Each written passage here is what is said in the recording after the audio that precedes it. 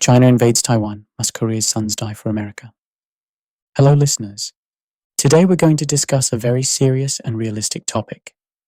Even at this very moment, Chinese People's Liberation Army warships are surrounding Taiwan in the Taiwan Strait. China has increased its 2025 defense budget by 7.2% to $245 billion and is repeatedly conducting large-scale military exercises called Strait Lightning-2025A around Taiwan. Meanwhile, in Washington, U.S. Defense Secretary Pete Hegseth has warned that China's attack on Taiwan may be imminent. And in Seoul, there is President Lee Jae-myung. He advocates pragmatic diplomacy, promising to maintain the ROK-U.S. alliance while keeping distance from the Taiwan issue, stating that it has nothing to do with Korea. But reality is not that simple. The question we'll address today is this: if China invades Taiwan, should Korea's young people risk their lives for America's war? This is not a hypothetical scenario. This is the reality unfolding before our eyes. Chapter 1. The Taiwan crisis is no longer a distant country's story. Do you remember what Chinese President Xi Jinping has said about Taiwan unification? He has repeatedly emphasized that unification with Taiwan is the Communist Party's historic mission. As of 2025, this is no longer mere political rhetoric. China has deployed landing craft in the South China Sea aimed at Taiwan and has declared Taiwan's President Lee Jae-myung as a hostile foreign force, announcing 17 response strategies. What's more serious is that China's military activities have become unpredictable. Unlike in the past, they are conducting large-scale exercises without prior warning and expanding their operational range to waters east of Taiwan. The emergence of the Trump 2.0 administration is also complicating the situation. Trump has threatened to impose 100% tariffs on Taiwan while announcing a $100 billion investment in TSMC's U.S. chip manufacturing facilities.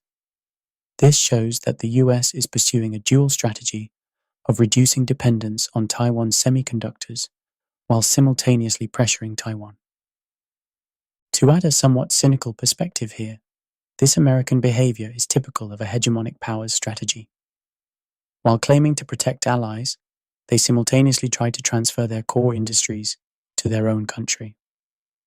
If Taiwan's semiconductor industry moves to the US, America's motivation to defend Taiwan in a crisis situation could weaken. From China's perspective, 2025 is exquisite timing. First, political divisions within the US are deepening. Trump's America First policy reflects American citizens' fatigue with overseas interventions. Second, Europe is exhausted from the Ukraine war, and a new axis of Russia and North Korea has formed, creating an international environment favorable to China. Third, considering that Xi Jinping has set 2027 as the completion point for the PLA's Taiwan invasion capabilities, 2025 to 2026 represents the final preparation phase. Chapter 2. The Lee Jae-myung government and the ROK-U.S. alliance dilemma.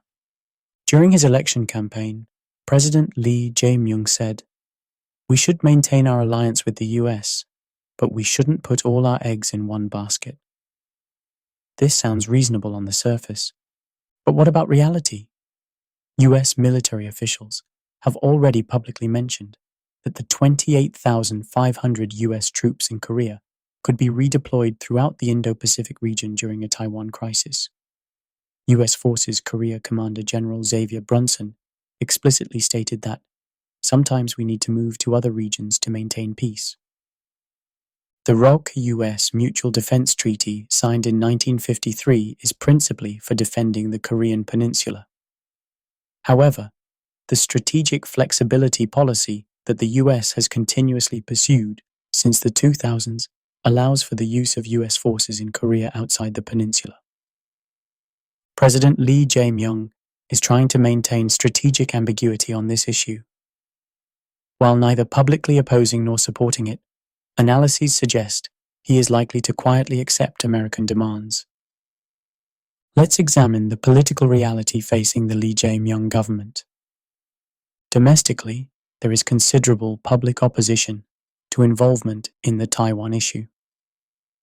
Most Korean citizens think, why should we fight for Taiwan? This is a perfectly natural reaction. But what about internationally? While the US calls Korea an ironclad ally in actual crises, it takes allied contributions for granted. The US State Department announced immediately after President Lee's election that it would modernize the ROK-U.S. alliance to respond to today's strategic environment. To add another cynical perspective here, alliance modernization usually means more burden.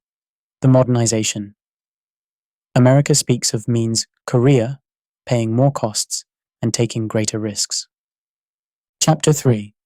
The Real Destruction. A Taiwan war would bring to Korea. What would happen to the Korean economy if war broke out in the Taiwan Strait? This is not mere speculation, but a specifically calculable disaster. More than 50% of the world's semiconductors are produced in Taiwan. If TSMC's production stops, Samsung and SK Hynix would inevitably suffer cascading damage. Why? Because the semiconductor industry is interconnected through global supply chains. Without specific components made in Taiwan, Korean semiconductor factories would also have to stop operations. This would mean the complete paralysis of a core industry that accounts for 20% of Korea's GDP. Hyundai, Kia, LG, POSCO, and other major corporations all depend on Taiwanese components. From automobiles to home appliances, if the Taiwan Strait is blockaded, Korea's manufacturing industry would have to cease production in a chain reaction. In fact, when the Suez Canal was blocked for just 1 week in 2021, global supply chains were in chaos for months. A Taiwan Strait blockade would create a much more serious situation. What would happen to the Kospi? You'll remember that the Korean stock market plummeted nearly 20% during Russia's invasion of Ukraine in 2022. The Taiwan crisis would bring a much more serious shock. Because Taiwan has much greater direct economic connections with Korea than Russia. In core industrial areas like semiconductors, IT, and machinery components, Taiwan and Korea are interdependent. The one's value would plummet, causing import inflation. Oil and food prices would soar, directly hitting ordinary citizens' livelihoods. Most serious would be North Korea's movements. The Kim Jong-un regime wouldn't miss the Taiwan crisis situation. While the US and China confront each other over Taiwan, North Korea would try to achieve its objectives on the Korean peninsula. This means Korea could face war. If parts of the Korean military are deployed overseas to support Taiwan and North Korea launches provocations, what would happen? China is already deploying carrier battle groups in training around Taiwan and demonstrating long-range missile capabilities. It's a public fact that US military bases in Osan, Pyeongtaek, and Busan are within range of China's medium and long-range missiles. If a full-scale US-China conflict erupts, China would consider US bases in Korea as legitimate military targets. This means Korean territory could become a battlefield. Chapter 4. The reality of a conscription nation who will become cannon fodder. Korea is a conscription nation. While this is packaged under the noble name of national defense duty in peacetime, what does it mean in an actual war situation? Currently, South Korea's reserves number about 3 million. These are all personnel who can be mobilized in wartime. If the Taiwan crisis develops into a conflict at the level of the Korean War, the government could issue wartime labor mobilization orders. This means men from their 20s to 40s could be forcibly dragged to war. There would be no choice. All men who have completed military service become mobilization targets as reservists. Here, a key question arises. is defending Taiwan really a matter directly connected to Korea's survival? Of course, geopolitically, if Taiwan is completely seized by China, the balance of power in Northeast Asia would change dramatically. But is this something Korea's young people should risk their lives to prevent? Frankly speaking, to most Koreans, Taiwan is still a distant country.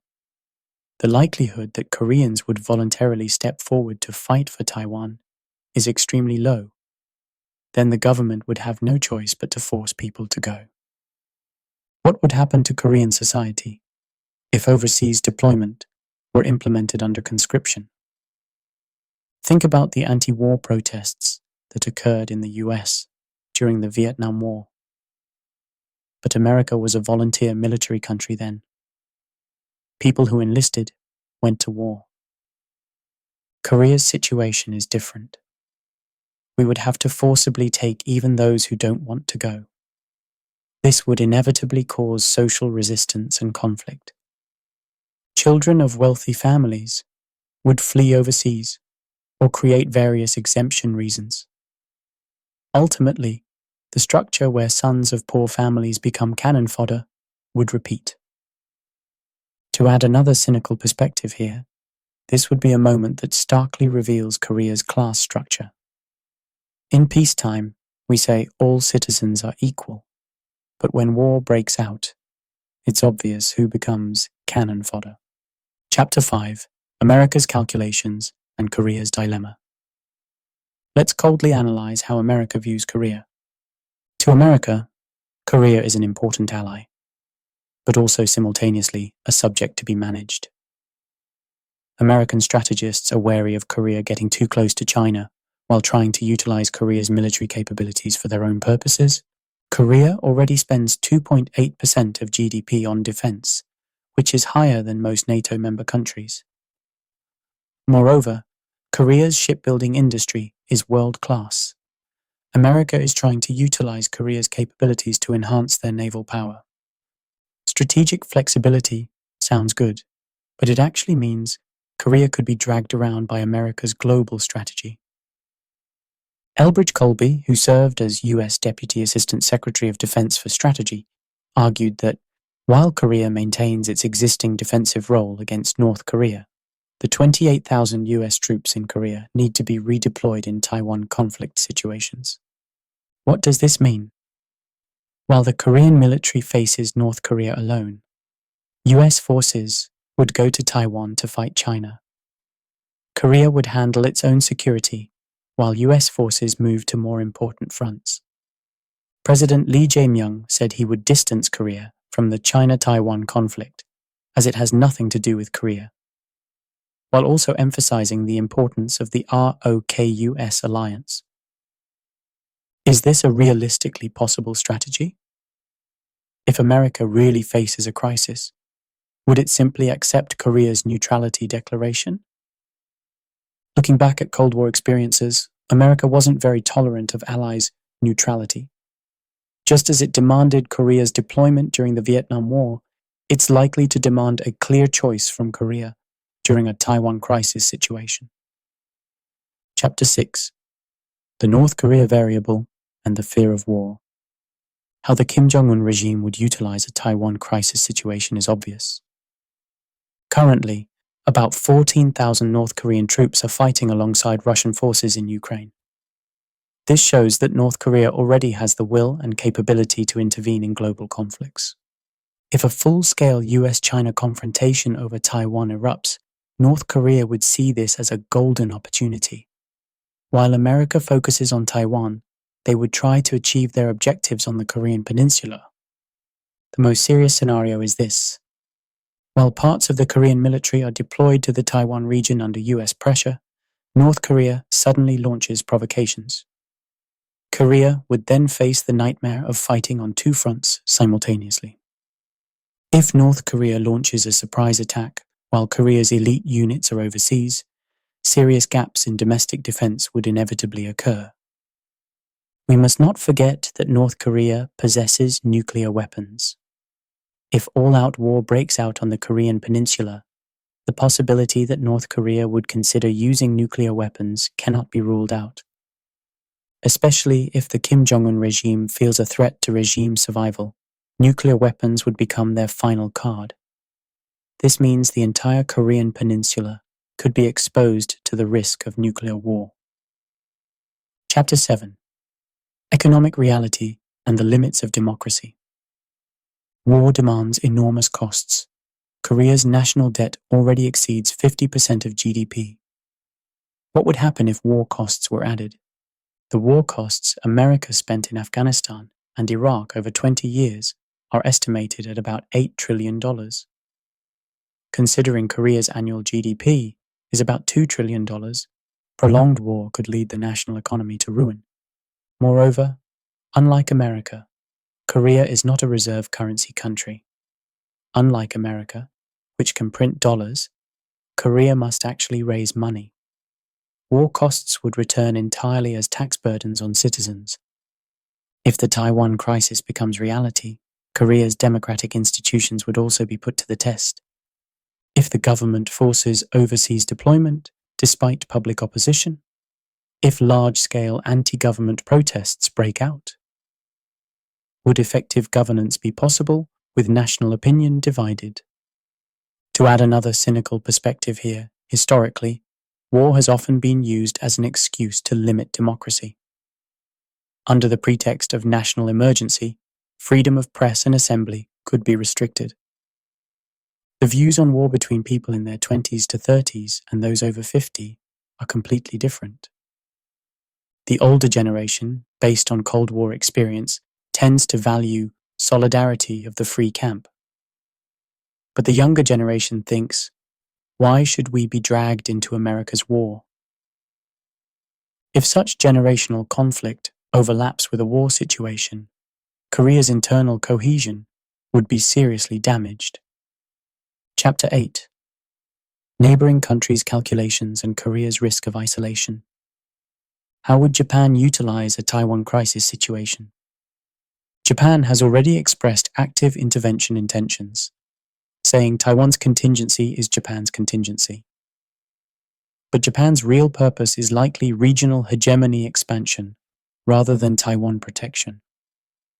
If Korea responds passively to the Taiwan issue, Japan might use this as a pretext to expand its influence in Northeast Asia.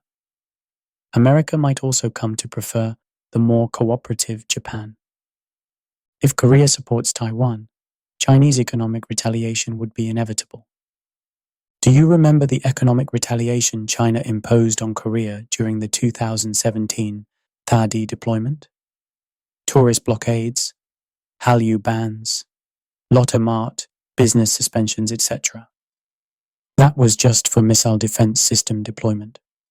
The Taiwan issue is a much more sensitive matter to China. If Korea supports Taiwan, China's retaliation would be incomparably stronger than during the THAAD incident. Currently, China is Korea's largest trading partner. If economic relations with China are severed, the Korean economy would inevitably suffer serious damage. Russia and North Korea have already established strategic partnerships. If the Taiwan crisis becomes reality, their solidarity would strengthen further. Russia could weaponize energy supplies to Korea, and North Korea could apply direct military pressure. Korea could effectively face a four-sided crisis. Chapter 9: Are there solutions? Korea's survival strategy. How sustainable is the Lee Jae-myung government's strategic ambiguity strategy realistically? It could be effective short-term. By not becoming a definite enemy to either America or China, time can be bought. But long-term limits are clear. When an actual crisis erupts, the option of neutrality disappears. When bullets are flying, declaring we are neutral doesn't make bullets avoid you. Ultimately, the most realistic option Korea can choose is dramatically strengthening independent national defense capabilities. Korea currently spends 2.8% of GDP on defense, but arguments are being raised to increase this to 3.5%. Serious consideration of nuclear weapon possession is also necessary. With North Korea possessing nuclear weapons, is it really wise for only Korea to maintain denuclearization principles? Relying only on the ROK-U.S. alliance is dangerous. Relationships with the EU, ASEAN, India, etc. must be strengthened to diversify diplomatic options. Especially strengthening relations with India is important. India maintains strategic partnerships with the US while having border disputes with China. It's a model Korea could reference. Based on absolute superiority in the semiconductor industry, competitiveness must be secured in other core technology areas. Energy security is particularly important. The nuclear power generation ratio must be increased, and renewable energy development must be invested in to enhance energy self-sufficiency. Systems that can withstand external energy supply cutoffs must be built. Chapter 10. The need for national consensus. Until now, Korea's political circles have avoided honest dialogue about these sensitive issues. They've evaded with abstract expressions like the importance of alliances or the preciousness of peace. But now concrete and realistic dialogue is needed. If America demands Korean military deployment to support Taiwan, what should we do? If China imposes economic retaliation, how far should we endure? National discussion about these difficult questions must occur. The reality that people in their 20s and 50s have completely different perceptions of war must be faced. The older generation criticizes the younger generation for lacking security consciousness, and the younger generation criticizes the older generation for being steeped in vassalage mentality to America. If such conflicts are left unaddressed, social integration becomes impossible during national crises. A mature democratic culture that understands and accepts different perspectives is needed. Politicians want to avoid unpopular topics for votes, but on issues where national survival is at stake, political calculations must be transcended. Regardless of party, bipartisan discussions on Korea's response plans during Taiwan crisis must occur. It's too late to discuss after a crisis erupts. Epilogue. The time of choice. Listeners, thank you for listening to this long story. What we've covered today is by no means a light topic. It's an issue where Korea's young people might have to risk their lives, where Korea's future is at stake. The risk of China's Taiwan invasion continues to rise. This is no longer a matter of if, but becoming a matter of when. The Lee Jae-myung government advocates pragmatism, but will have to make very difficult choices in actual crisis situations. And we all must bear the consequences of those choices. To add one final cynical perspective here, ultimately, ordinary citizens pay the biggest price in war. Political leaders and chaebols can flee to safe places, but ordinary people cannot. That's why we must choose more carefully. Will we unconditionally follow American demands, or will we find our own path? First, we must clearly define what Korea's national interests are. American and Korean national interests don't always align. Second, we must distinguish between values we would defend and things we could give up, what we could risk our lives for, what we could compromise on. Third, we must have responsibility for the next generation. Today's choices will determine our children's future.